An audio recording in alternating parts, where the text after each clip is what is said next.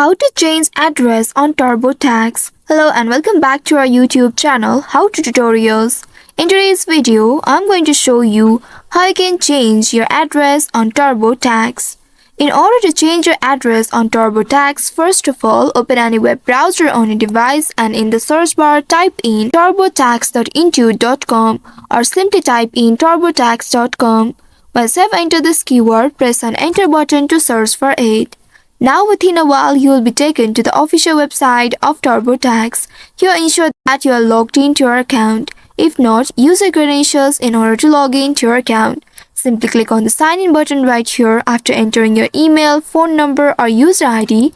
And then in this space here, you will need to use your password in order to log into your account. Enter your password in this field and click on continue. And now wait for a few seconds.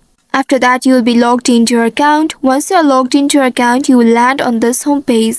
Now here at the bottom left, you will be able to find some options. Simply click on this Intuit account option at the left bottom and this will take you to the Intuit page.